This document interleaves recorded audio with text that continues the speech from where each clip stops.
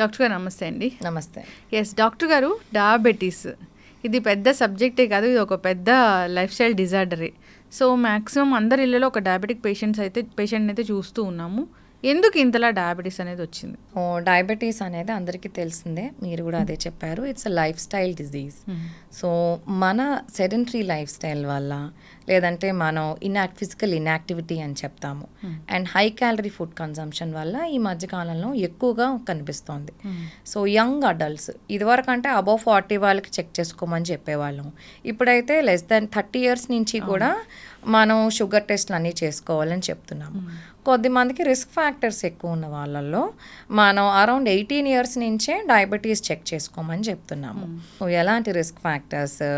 Already బరువు ఎక్కువ ఉన్నవాళ్ళు, సెడెంటరీ లైఫ్ స్టైల్ ఉన్నవాళ్ళు, స్మోకింగ్, ఆల్కహాల్ ఉన్నవాళ్ళు, ఫ్యామిలీ హిస్టరీ ఆఫ్ డయాబెటీస్ ఉన్నవాళ్ళు, ఇన్సులిన్ రెసిస్టెన్స్ సైన్స్ అంటే నెక్ దగ్గర పిగ్మెంటేషన్, స్కిన్ ట్యాగ్స్ ఇలాంటి ఉన్నవాళ్ళు, ఆల్రెడీ హైపర్ టెన్షన్, డిస్లిపిడీమియా ఉన్నవాళ్ళు, వీళ్ళు ఇంకా అర్లీ ఏజ్ గ్రూప్ అంటే around 18 years, less than 18 years నుంచే షుగర్ టెస్టులు చేసుకుంటూ ఉండాలి. షుగర్ ఎందుకు వస్తుంది అంటే అసలు ప్రత్యేకంగా ఈ కారణం వల్ల వస్తుంది అని ఏమైనా ఉందా మ్యామ్? ఎస్, మనకి డయాబెటీస్లో ఏంటంటే టైప్ 1 డయాబెటీస్ అని అంటాము. అది వెరీ యంగ్ ఏజ్ గ్రూప్లో అంటే 4 to 6 years లోపే ఐడెంటిఫై అయిపోతుంది. వీళ్ళలో ఏంటంటే మనకి ప్యాంక్రియాస్ గ్లాండ్లోంచి ఇన్సులిన్ సెక్రీట్ అవుతుంది. మనం ఆహారం తిన్నప్పుడు గ్లూకోజ్ బ్లడ్లోకి వెళ్ళినప్పుడు ఈ ఇన్సులిన్ ప్యాంక్రియాస్ నుంచి సెక్రీట్ అయ్యి గ్లూకోజ్ని మిగతా సెల్స్ అంటే లివర్, మజిల్స్, ఫ్యాట్లోకి పంపిస్తుంది. ఈ టైప్ 1 డయాబెటీస్ ఉన్న వాళ్ళలో ఇన్సులిన్ డెఫిషియన్సీ ఉంటుంది, అంటే ఇన్సులిన్ ప్రొడక్షన్ సరిగ్గా ఉండదు. సో ఇన్సులిన్ లేకపోయేసరికి వాళ్ళు తిన్న ప్రతి మీల్ తర్వాత షుగర్ లెవెల్స్ బ్లడ్లోనే ఉండిపోతాయి అండ్ లెవెల్స్ పెరుగుతూ ఉంటాయి. సో ఇది టైప్ 1 డయాబెటీస్. ఇలాంటివి మనకి ఏంటంటే 4 to 6 years లోపే ఐడెంటిఫై అవుతుంది, లేదా అంటే pre puberty 10 to 14 years age గ్రూప్లో ఐడెంటిఫై అవుతుంది. కొన్నిసార్లు యంగ్ అడల్ట్స్లో కూడా టైప్ 1 డయాబెటీస్ వచ్చే అవకాశం ఉంటుంది. ఇది ఆటోఇమ్యూన్ కండిషన్ లేదా జెనెటిక్ ప్రీడిస్పోజిషన్ ఉంది అని చెప్తాము. అంటే టైప్ 2 డయాబెటీస్ కూడా, టైప్ 2 డయాబెటీస్ జనరలీ ఏంటంటే relatively late in onset, adult onset, above 30 years 40 years ఉంటుంది. వెయిట్ ఎక్కువ ఉన్న వాళ్ళలోనూ, already comorbid conditions, risk factors ఎక్కువ ఉన్న వాళ్ళలో వచ్చే అవకాశం ఉంటుంది. దీని కాజ్ ఏంటి? ఇన్సులిన్ రెసిస్టెన్స్ అని చెప్తాం. మనం ఇలాగే ఆహారం తీసుకున్నప్పుడు షుగర్ బ్లడ్లో లెవెల్స్ పెరుగుతాయి, సో ఇన్సులిన్ ప్రొడ్యూస్ అవుతుంది. ఇన్సులిన్ వచ్చి ఈ మిగతా సెల్స్లోకి షుగర్ని పంపిస్తుంది. ఈ ఇన్సులిన్ రెసిస్టెన్స్ ఉన్న వాళ్ళలో ఏంటంటే మిగతా సెల్స్ సరిగ్గా గ్లూకోజ్ని తీసుకోలేవు. సో మన బాడీ ఏంటి, ఓహో షుగర్ ఇంకా శరీరంలో ఎక్కువగానే ఉందని చెప్పి ఇన్సులిన్ ప్రొడ్యూస్ చేస్తూనే ఉంటుంది. సో దీన్ని ఇన్సులిన్ రెసిస్టెన్స్ అని అంటాం. వీళ్ళలో షుగర్ లెవెల్స్ ఎక్కువ ఉంటాయి, ఇన్సులిన్ లెవెల్స్ ఎక్కువగానే ఉంటుంది. సో ఇది జనరలీ అగైన్ రిస్క్ ఫ్యాక్టర్స్ ఎక్కువ ఉన్న వాళ్ళలో ఎక్కువ ఉంటుంది. ఈ రీసెంట్ టైమ్స్లో మనం sedentary life style, over weight, obesity and habits వల్ల ఎక్కువ అవుతుంది ఇన్సులిన్ రెసిస్టెన్స్. సో అందుకే 30-40sలోనే వస్తుంది ఇది.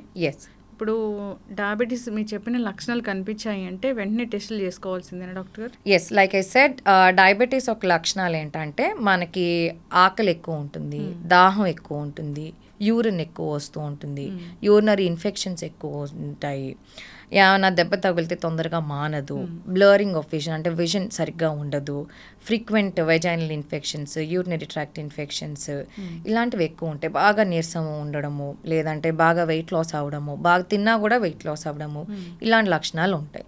ఇలాంటి లక్షణాలు ఉన్న వాళ్ళు డెఫినెట్లీ షుగర్ టెస్ట్ చేసుకోవాలి.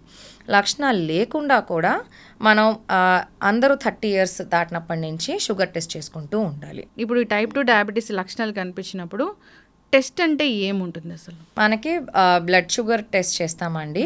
ఫాస్టింగ్ శాంపిల్ తీసుకుంటాము, post lunch 2 hours after food sample తీసుకుంటాము, లేదంటే ర్యాండమ్ శాంపిల్ కూడా తీసుకుంటాము. దీంతో పాటు 3 month యావరేజ్ HbA1c లెవెల్స్ కూడా చెక్ చేయాల్సి ఉంటుంది. సో ఫాస్టింగ్ ఏంటంటే జనరలీ 8 to 10 hours ఫాస్టింగ్ తర్వాత శాంపిల్ తీసుకోవాలి. అందరూ ఏం చేస్తూ ఉంటారు, షుగర్ టెస్ట్ ఇచ్చే 1 week ముందు నుంచి, లేదంటే ఒక 2-3 days ముందు నుంచి పూర్తిగా ఫుడ్ తగ్గించేసి, షుగర్స్ తగ్గించేసి, వాళ్ళు రెగ్యులర్ తినే ఫుడ్ కన్నా 1/4 ఫుడ్ తిని టెస్టులు చేయించుకుంటూ ఉంటారు. సో ఇలాంటి వాళ్ళలో ఫాస్టింగ్, పోస్ట్ లంచ్ రిలేటివ్లీ నార్మల్గానే వస్తుంది. సో అందుకని ఓన్లీ ఫాస్టింగ్ మీద రిలై అవ్వము, డిపెండ్ అవ్వము. HbA1c 3-month యావరేజ్ కూడా చూస్తాం. సో మనకి 3-month యావరేజ్ నార్మల్ రేంజ్ ఏంటంటే లెస్ దాన్ 5.7, 5.7 to 6.4 ఉందంటే ప్రీ డయాబెటిక్ రేంజ్ అని చెప్తాం. అబౌవ్ 6.5 అంతా డయాబెటిక్ రేంజ్. అదే ఫాస్టింగ్ కూడా above 126 is diabetic range. Post lunch random blood sugars above 200 diabetic range. So ఇలా ఒకసారి డయాబెటీస్ వచ్చింది అంటే వెంటనే మందులు ఏం స్టార్ట్ చేయము. సో లైఫ్ స్టైల్ చేంజ్ అని చెప్తాము, డయట్ ఎక్సర్సైజ్ చెప్తాము, high calorie food junk food తగ్గించమని చెప్తాము, షుగర్ రిచ్ ఫుడ్ స్వీట్స్ ఇవి తగ్గించమని చెప్తాము, and basic exercise. So recommended exercise minimum 30 minutes చేయాలి 5 days a week, లేదా హోల్ వీక్ మొత్తానికి 150 minutes. ఇది బేసిక్ రికమెండెడ్ ఎక్సర్సైజ్. సో ఇవి చేసిన తర్వాత మళ్ళీ షుగర్ టెస్ట్ రిపీట్ చేస్తాం. బాగానే తగ్గుతోంది అంటే then yes we will not start medicines, but regular ఫాలోఅప్లో ఉండాల్సి ఉంటుంది. సో ప్రీ డయాబెటిక్ రేంజ్లో ఉన్న వాళ్ళు ఏంటంటే మనం 3 monthsకి ఒకసారి షుగర్ లెవెల్స్ చూసుకోవాలి. కంటిన్యూస్గా ప్రీ డయాబెటిక్ రేంజ్ ఉంది అంటే then if required then medicines కూడా స్టార్ట్ చేసే అవసరం పడుతుంది, depending on the patient and the symptoms. But first అయితే డైట్ ఎక్సర్సైజే చెప్తాం. దీనికి తగ్గకపోతేనే then will go for medications. Okay ma'am, అయితే ఈ ప్రీ డయాబెటిక్ కండిషన్ అనేది రివర్స్ అయిపోతుంది పూర్తిగా? ఎస్, ప్రీ డయాబెటిక్ కండిషన్ అందరికీ కాదు, కొద్ది మందిలో రివర్స్ అయ్యే అవకాశం ఉంటుంది. డైట్ ఎక్సర్సైజ్ ఫాలో అయ్యే వాళ్ళకి చాలా మందికి ప్రీ డయాబెటీస్ నుంచి నార్మల్ రేంజ్కి వచ్చిన వాళ్ళని చూసాము. ఇన్ఫ్యాక్ట్ డయాబెటీస్ ఉన్న వాళ్ళు కూడా అర్లీ డయాబెటీస్ HbA1c 7, 7.5 ఉన్న వాళ్ళు కూడా రివర్సిబుల్ అయిన వాళ్ళని చూసాము.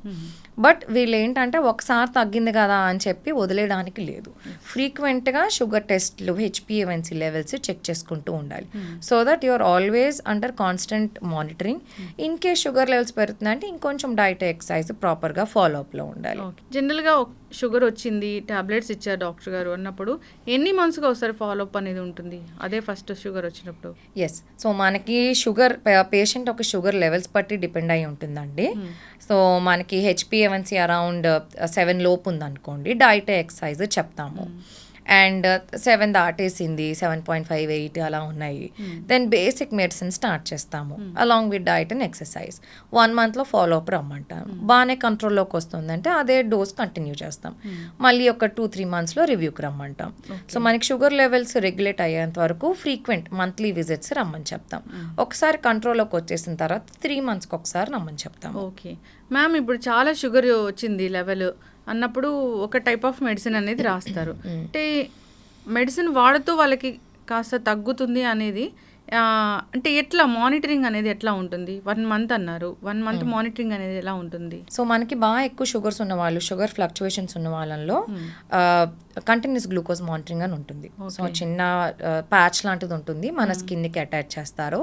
అది 7 days, 5 days, 7 days మానిటరింగ్ చూస్తాం. సో ఏ టైంలో ఫ్లక్చువేషన్స్ ఉన్నాయో చూసుకుంటాం. దాన్ని బట్టి కొంచెం మందులు అడ్జస్ట్మెంట్ అవి చేస్తాం. ఇది బాగా ఫ్లక్చువేషన్స్ ఎక్కువ ఉన్న వాళ్ళలో ఇది సజెస్ట్ చేస్తాం. ఇది కాకుండా హోమ్ గ్లూకోజ్ మానిటరింగ్ అని చెప్తాం. అంటే ఇంట్లో గ్లూకోమీటర్ చాలా మందికి అలవాటు అయ్యే ఉంటుంది, ఎందుకంటే every family has a diabetic patient. చిన్న గ్లూకోమీటర్ ఉంటుంది, ఒక చిన్న ప్రిక్తో మనం 1 drop ఆఫ్ బ్లడ్తో చూసుకోవచ్చు. So weekly once fasting levels చూసుకుని మాకు 1 monthలో రమ్మని చెప్తాము. లేదు ఫ్లక్చువేషన్స్ ఇంకా ఎక్కువ ఉన్నాయంటే ఎవ్రీ 2 daysకి ఒకసారి, 3 daysకి ఒకసారి గ్లూకోమీటర్తో చూసుకుని చార్ట్లా మెయింటైన్ చేసుకుని ఫాలోఅప్ రమ్మని చెప్తాము. ఓకే, ఈ గ్లూకోమీటర్తో చెక్ చేసుకునేటప్పుడు చేసే తప్పులు ఏమైనా ఉంటాయా? సో మనం ఏంటంటే అన్నిసార్లు గ్లూకోమీటర్ యాక్యురేట్ వాల్యూ ఇవ్వదు. సో కొంచెం 5 to 10 ఇటు అటు అవుతూ ఉంటుంది, but that is okay. In case బాగా గ్రాస్ ఎర్రర్ చూపిస్తోంది అంటే మటుకు then regular lab sampling is recommended. Pre కానీ పోస్ట్ కానీ లంచ్ అని చెప్తారు కదా, ఈ బ్లడ్ టెస్ట్ చేసుకునేది. అంటే అప్పుడు ఏం మిస్టేక్ చేస్తాం ఇంట్లో చేసుకునేటప్పుడు? అంటే తిన్న వెంటనే చేసుకోవడం అట్లా చేస్తే కనుక ఖచ్చితమైన వాల్యూస్ రావనేది ఏమైనా ఉంటుందా? ప్రెగ్నెన్సీలో ఇన్నిసార్లు ఫ్రీక్వెంట్ మానిటరింగ్ చెప్తాము. సో వాళ్ళకి ఏంటంటే because babies growth is dependent on that. So మనం బ్రేక్ఫాస్ట్ ముందు తర్వాత, లంచ్ ముందు తర్వాత, డిన్నర్ ముందు తర్వాత చెప్తాము. సో కొన్నిసార్లు ఏంటంటే ఆ 2 hour గ్యాప్ లేకుండా ఇంకా అర్లీగా చేసుకుంటారు, లేదా గ్యాప్ ఎక్కువ ఇచ్చి చేసుకుంటారు. ఇలాంటప్పుడు చిన్న చిన్న వేరియేషన్స్ వస్తాయి. ఫాలోఅప్కి అసలు వెళ్ళని పరిస్థితి ఉంటుంది. అట్లాంటి వాళ్ళకి ఏం చెప్తారు? సో మందులు మొదలుపెట్టినప్పుడు మోస్ట్లీ 80 to 90% మంది ఒఫెండ్ అవుతారు. మీకు డయాబెటీస్ ఉందంటేనే వాళ్ళ కోపం వచ్చేస్తూ ఉంటుంది. ఎందుకు, నాకు నిన్నే ఒక పేషెంట్ వచ్చారు, షుగర్ ఉంది మీకు అంటే ఆయనకి కోపం వచ్చేసింది, నాకు షుగర్ ఉందని చెప్తారేంటి అని చెప్పి, నేను ఇంత ఫిట్గా ఉంటాను నాకు రావడం ఏంటి అని అంటారు. ఫస్ట్ డినైల్ స్టేజ్లో ఉంటారు. సో మేము బేసిక్లీ కూర్చుని కౌన్సిల్ చేసి ఎక్స్ప్లెయిన్ చేస్తాము, డైట్ లైఫ్ స్టైల్ మోడిఫికేషన్ చెప్తాం. చాలామంది ఫాలో అవుతారు, బట్ మా దగ్గరికి రారు మళ్ళీ.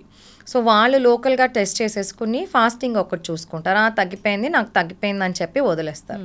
మళ్ళీ ఏంటి పేషెంట్ 2-3 years తర్వాత వస్తాడు, చూస్తే చాలా ఎక్కువ ఉంటుంది షుగర్ వాల్యూ. మీకు డయాబెటీస్ ఉందా అంటే అబ్బాయి నాకేం లేదండి అని చెప్తారు. లేదంటే డాక్టర్ మందులు రాసినా కూడా అవి హైడ్ చేస్తారు ముందు ప్రిస్క్రిప్షన్స్. సో వాళ్ళు ముందు ఏ మందులు వేసుకుంటున్నారో తెలియదు, సరిగ్గా చెప్పరు అండ్ సరిగ్గా వేసుకుంటున్నారో అది కూడా సరిగ్గా డీటెయిల్స్ ఇవ్వరు. బట్ ఎస్, ఇవి challenges in treatment. But follow up అయిన వాళ్ళకి మటుకు చాలా బెనిఫిట్ ఉంటుంది. సో మ్యామ్, జనరల్గా మీరు టాబ్లెట్స్ ప్రిస్క్రైబ్ చేస్తూ ఉంటారు, ఎప్పుడంటే ఫుడ్ తినే ముందు వేసుకోవాలి ఈ టాబ్లెట్స్ అని. చాలామంది అది మేము తట్టుకోలేకపోతున్నాము, ఫుడ్ తినే తర్వాత వేసుకుంటామని ఇలాంటి తప్పులు చేస్తూ ఉంటారు. అప్పుడు ఏం జరుగుతుంది జనరల్గా? ఇట్ ఈస్ ఓకే అండి. సో డయాబెటీస్ మెడిసిన్ మనం బిఫోర్ ఫుడ్ తీసుకుంటే ఆ షుగర్ అంటే మనం ఫుడ్ తిన్నప్పుడు బాడీలో షుగర్ స్పైక్ వస్తుంది.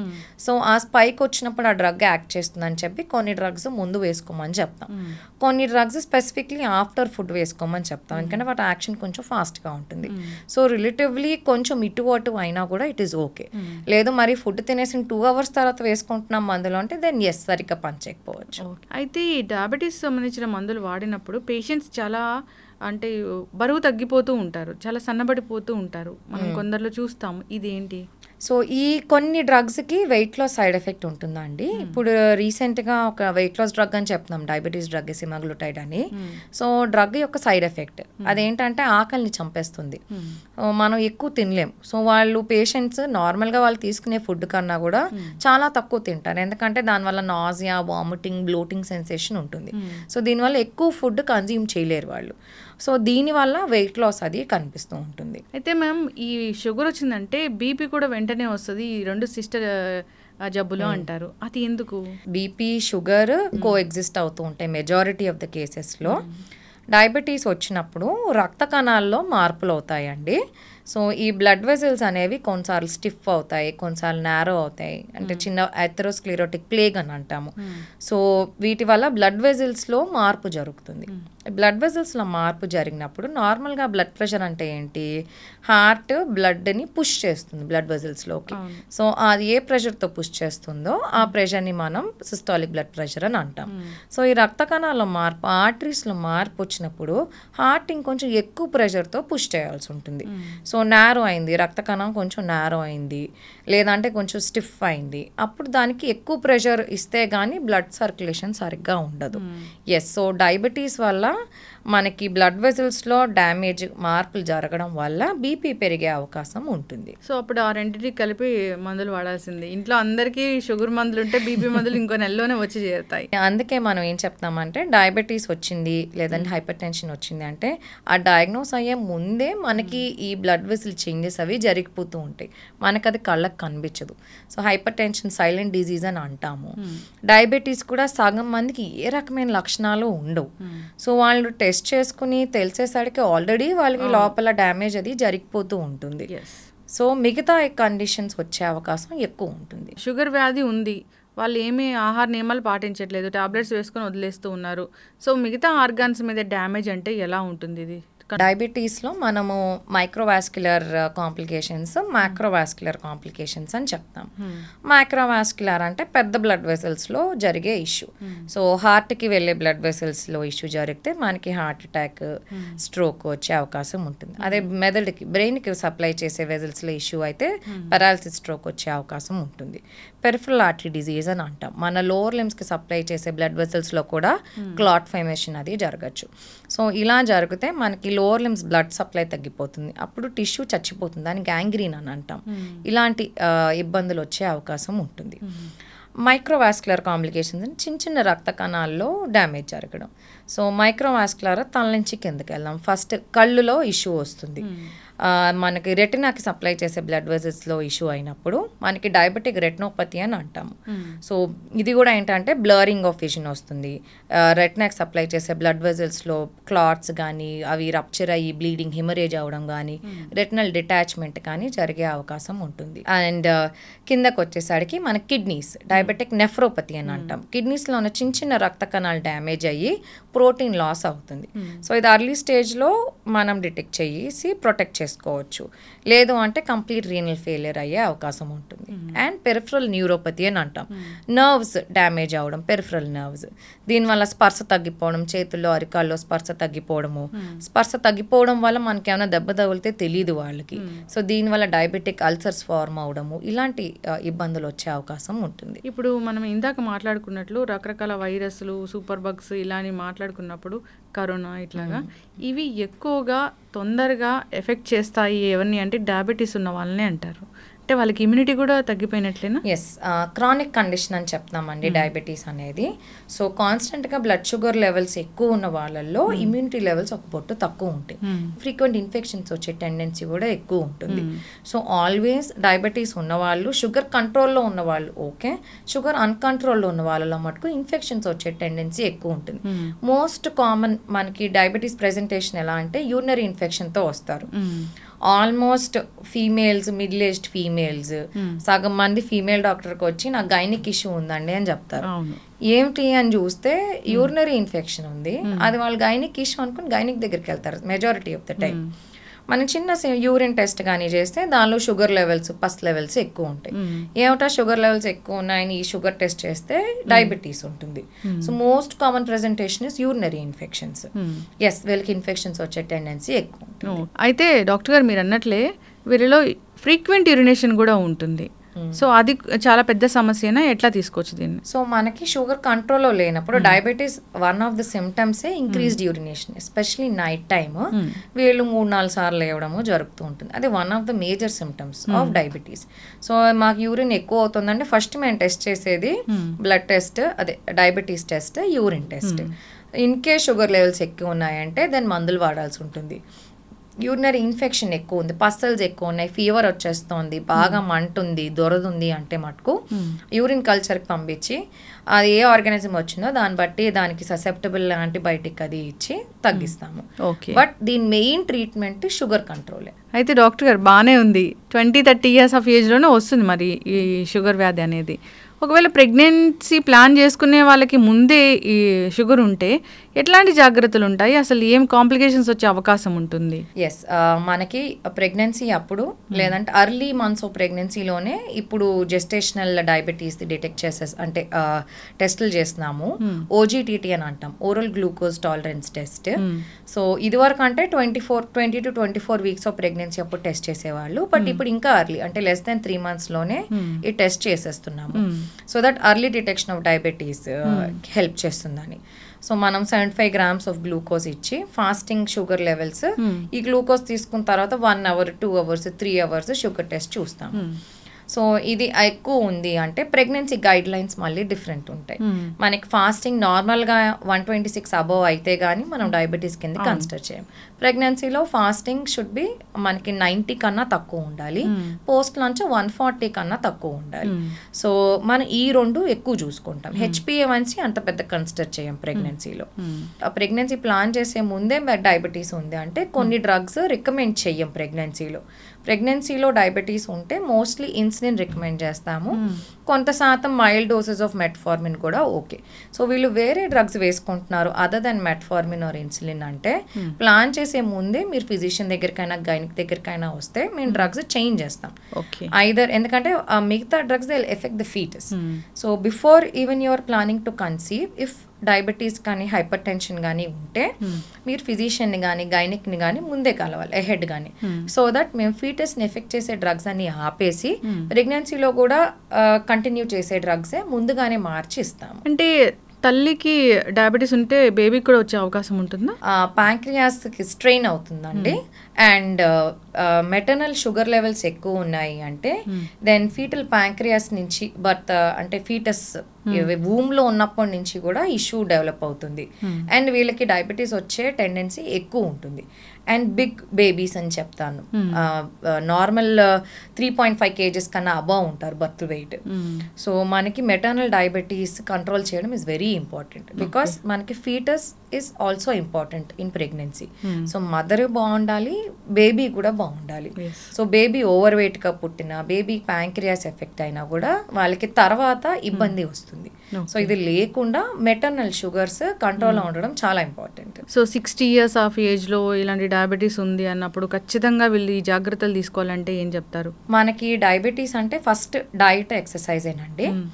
సో హై క్యాలరీ ఫుడ్ అంటే ఇప్పుడు బాగా జంక్ ఫుడ్ తింటున్నారు, బయట ఫుడ్ తింటున్నారు. హైదరాబాద్లో biryani most common. So weekly twice బిర్యానీలు తినేస్తూ ఉంటారు. ఇలాంటి high calorie food, junk food తగ్గించాలి. అండ్ ప్రోటీన్, ఫైబర్ పెంచాలి డైట్లో. సో ప్రోటీన్ అంటే ఇప్పుడు వెజిటేరియన్స్ అంటే కూడా మనం one cup of dal is equal to 10 grams of protein. So vegetarians కూడా ప్రోటీన్ అడిక్వేట్ తీసుకోవచ్చు. ప్రోటీన్ కన్జంప్షన్ బాగుండి ఫైబర్ ఎక్కువ అంటే పీచు పదార్థాలు, కూరలు అవి ఎక్కువ తింటే దెన్ రిలేటివ్లీ షుగర్ కంట్రోల్లోకి వస్తుంది. And exercise like I mentioned earlier, minimum 150 minutes in the whole week, లేదా 30 minutes 5 days a week చేయాలి. ఇది బేసిక్ ఎక్సర్సైజ్. దీంతో పాటు రెసిస్టెన్స్ ట్రైనింగ్ అని చెప్తాం. వెయిట్ లిఫ్టింగ్ కానీ రెసిస్టెన్స్ ఎక్సర్సైజ్ కానీ మినిమం 2 days a week అయినా చెయ్యాలి. సో దీనివల్ల షుగర్ లెవెల్స్ కంట్రోల్ చేయడం ఈజీగా ఉంటుంది. అంటే పెద్ద ఏజ్ వాళ్ళు కూడా? ఎస్, మనకి అబౌవ్ 60 years ఎల్డర్లీ ఏజ్ గ్రూప్లో మజిల్ వేస్టింగ్ అవుతుంది. సో ఈ మజిల్ వేస్టింగ్ వచ్చిందంటే వాళ్ళకి వెంటనే నీరసం రావడం, అలసట రావడము, ఫెటీగ్ రావడము ఇలాంటివి జరుగుతాయి. సో వీళ్ళల్లో వెయిట్ ట్రైనింగ్, కొంచెం బేసిక్ రెసిస్టెన్స్ ఎక్సర్సైజ్, నార్మల్ వాకింగ్తో పాటు చిన్న ఈ muscle training, muscle strengthening exercises కూడా చేస్తే వాళ్ళకి చాలా బెనిఫిట్ ఉంటుంది. అస్సలు ఈ ఫుడ్స్ ముట్టుకోకూడదు ఈ డయాబెటీస్ ఉన్న వాళ్ళు అంటే ఏమైనా ఉందా? సో ఏదైనా సరే కంప్లీట్గా మానేయమంటే అది చేయలేరండి. సో లిమిట్ చేయమని చెప్తాం. సపోజ్ ఒక పేషెంట్ రోజు స్వీట్ తింటున్నారు, రోజు 3 పూట్ల స్వీట్ తింటున్నారంటే వాళ్ళకి తగ్గించమని చెప్తాము. సో పూర్తిగా 0 అవ్వద్దు, ఎందుకంటే వాళ్ళు చేయలేరు కాబట్టి. సో మీరు తీసుకునే పోర్షన్ స్మాల్ పోర్షన్ తీసుకోండి అని చెప్తాం, లేదంటే వారానికి 1-2 సార్లు తీసుకోమని చెప్తాము. సో ఏదైనా సరే షుగర్స్ ఎక్కువ ఉన్నవి, ఆర్టిఫిషియల్ స్వీట్నర్స్ కానీ, షుగర్స్ కానీ, రిఫైన్డ్ షుగర్స్, హనీ, జాగ్రీ ఇవి ఎక్కువ కన్జ్యూమ్ చేస్తూ ఉంటే కొంచెం తగ్గించాలి. అండ్ అలాగే processed food, highly refined food, processed food, మనకి ప్యాకేజ్లో దొరికే food, bread, biscuits, the other packaged products, ఇవన్నీ ఏంటంటే మనకి హై గ్లైసిమిక్ ఇండెక్స్ అన్నమాట. సో తిన్న వెంటనే షుగర్ లెవెల్స్ షూటప్ అవుతాయి. ఇలాంటి ఫుడ్ అవాయిడ్ చేయాలి. సో వాకింగ్ చాలా ఇంపార్టెంట్ ఈ డయాబెటీస్కి అంటారు, అది ఎప్పుడు చేయాలి? Morning or evening, after food ఇలా ఉంటుందా ఏమైనా? ప్రిఫరబుల్లీ మార్నింగ్ చెప్తామండి.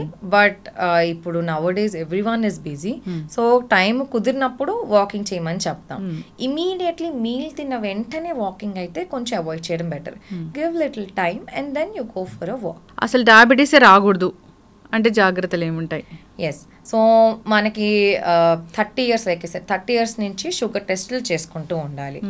అండ్ ఇంకా సిమ్టమ్స్ ఉన్నవాళ్ళు అర్లీగానే టెస్టులు చేసుకోవాలి. ఇన్ కేస్ డయాబెటీస్ లేదు మీ టెస్ట్లో, బట్ మీకు రిస్క్ ఫ్యాక్టర్స్ ఎక్కువ ఉన్నాయి అంటే వెయిట్ ఎక్కువ ఉన్నారు, స్మోకింగ్, ఆల్కహాల్ ఉంది, అండ్ దెన్ ఫ్యామిలీ హిస్టరీ అది ఉంది, ఇవన్నీ రిస్క్ ఫ్యాక్టర్స్. సో షుగర్ లేకపోయినా కూడా మీకు రిస్క్ ఫ్యాక్టర్స్ ఉంటే మీకు ఫ్యూచర్లో డయాబెటీస్ వచ్చే టెండెన్సీ ఎక్కువ ఉంటుంది. సో వెయిట్ ఎక్కువ ఉన్న వాళ్ళు, ఓవర్ వెయిట్, ఒబీస్ ఉన్న వాళ్ళు నార్మల్ BMIలోకి రావాలి. సో డైట్, ఎక్సర్సైజ్ చేసి వెయిట్ రిడక్షన్ ప్లాన్ చేయాలి. అండ్ ఆల్రెడీ వచ్చిన వాళ్ళు అంటే ప్రీ డయాబెటిక్ రేంజ్లో ఉన్న వాళ్ళు కూడా diet, exercise and frequent sugar levels check చేసుకుని డయాబెటిక్ రేంజ్కి రాకుండా చూసుకోవాలి. ఓన్లీ డయాబెటీస్ ఉన్నవాళ్ళు కాంప్లికేషన్స్ రాకుండా అంటే మన kidney damage, nerve damage, retina damage ఇలాంటివి రాకుండా ఫ్రీక్వెంట్గా మిగతా టెస్టులు అంటే kidney functioning test, retina I examination, మిగతావి రెగ్యులర్గా చేయించుకుంటూ ఉండాలి. ఆల్రెడీ మిగతా ఆర్గన్స్లో ఇష్యూ కూడా మొదలైన వాళ్ళు ఫర్దర్ ఫెయిలియర్ రాకుండా చూసుకోవాలి. వాళ్ళు ఇంకా కాన్స్టెంట్ ఫాలోఅప్లో ఉండాలి. ఎస్, ఖచ్చితంగా మ్యామ్ జాగ్రత్తలు అయితే తీసుకోవాలని కోరుకుందాం. జనరల్గా డయాబెటీస్ ఉన్న వాళ్ళకి వచ్చే కాంప్లికేషన్స్ చాలానే ఉంటాయి. బికాస్ ఆఫ్ మీరు చెప్పినట్లు ఫాలోఅప్కి రాకపోవడము, మందులు అదే పనిగా వాడుతూ ఉండడము, కంటిన్యూస్గా ఒక 3 మంత్స్కి రాస్తే 6 మంత్స్ వరకు వాడడము, సో మందులు స్కిప్ చేయడము, ఒక 2 రోజులకు ఒకసారి మందులు వేసుకునే వాళ్ళని కూడా మనం చూస్తూ ఉంటాము. వాళ్ళే డిసైడ్ అయిపోతూ ఉంటారు, నాకు షుగర్ డౌన్ అయిపోయింది సో నేను ఆపేయాలి ఇలాగా. అట్లా కాదు, డాక్టర్ ఏం చెప్తారో అది ఫాలో కావాలి. అది తగ్గించుకునే జబ్బు అయితే కాదు. సో జనరల్గా ఆహార నియమాలు పాటిస్తూ కంట్రోల్ చేసుకోవడమే. మీరు అన్నట్లు ప్రీ డయాబెటిక్ కండిషన్ ఏదైతే ఉందో దాన్ని అయితే రివర్స్ చేయొచ్చు, పూర్తి స్థాయిలో తగ్గించవచ్చు. అది కూడా మెయింటెనెన్స్ అనేది ఉండాలి, ఫాలోఅప్లోకి రావాలి. టైప్ 1 డయాబెటీస్ వచ్చిందంటే ఇంకా అది ఇన్సులిన్ మాత్రమే ఉంటుంది. జాగ్రత్తలు అయితే కంపల్సరీగా తీసుకోవాలి. సో ఓవరాల్గా ఇదొక ఆటో ఇమ్యూన్ డిజార్డర్ టైప్ 1 అనేది జెనెటికల్గా కూడా వస్తుంది. జాగ్రత్తలు తీసుకోవాలని కోరుకుందాం మేడం. చాలా చక్కటి ఇన్ఫర్మేషన్, ధన్యవాదాలు. Thank you.